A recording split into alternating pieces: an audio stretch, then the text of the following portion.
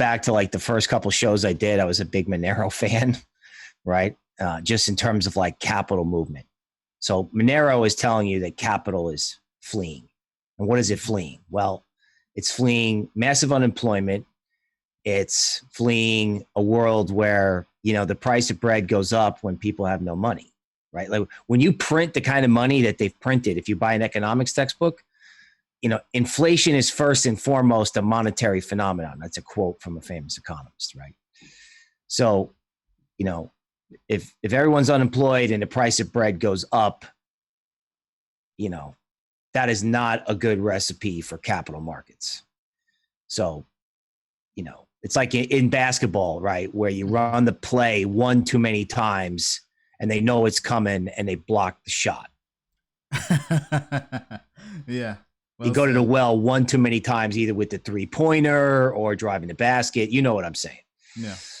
So I think that's where the world is. And I think capital markets have to make the adjustment to that. And Monero is just one more warning sign. In fact, I think it's great for crypto that people were more interested in Monero than they were in metals. Now that may shift, but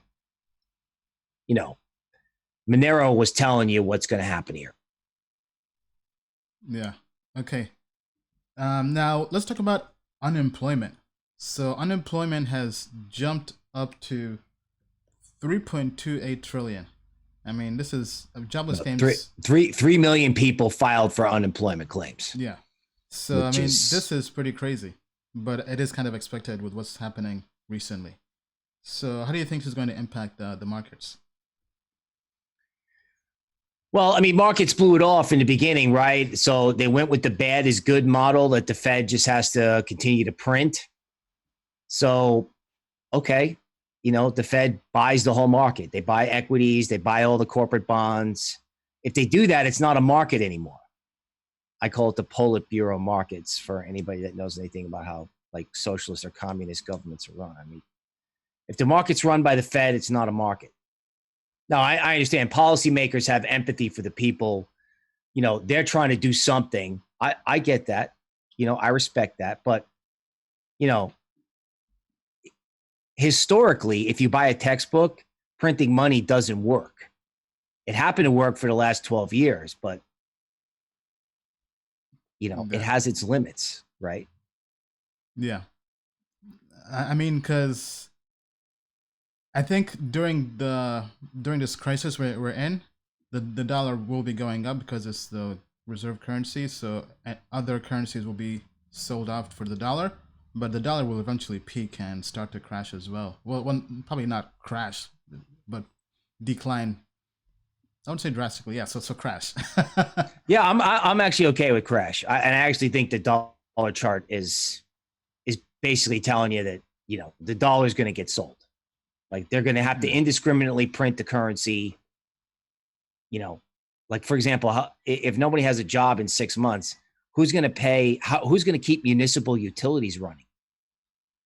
Like the utilities companies don't run for free, and nobody can pay their bills. How does that work?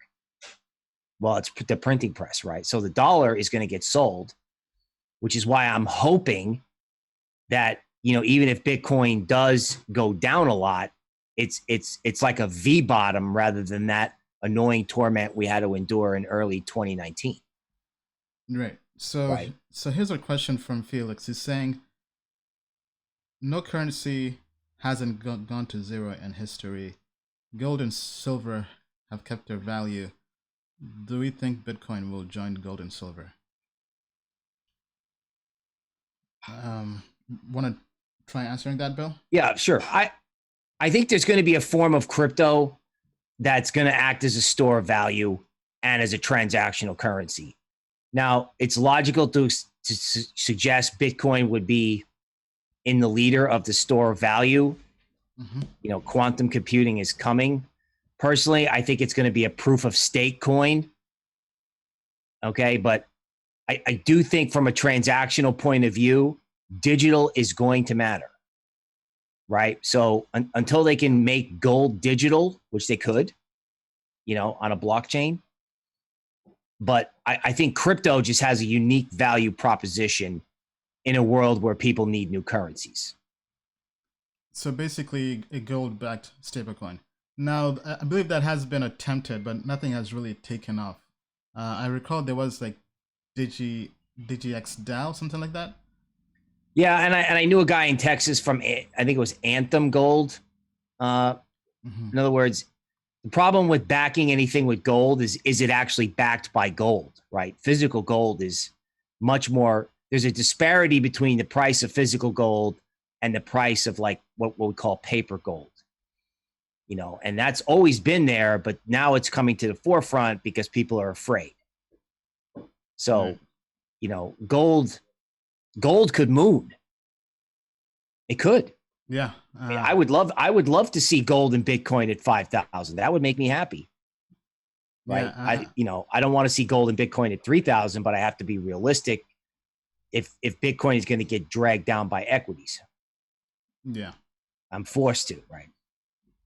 Okay. All right. So now time for crypto therapy. So what's your take on BTC, Ethereum, and some alts? All right. So let's share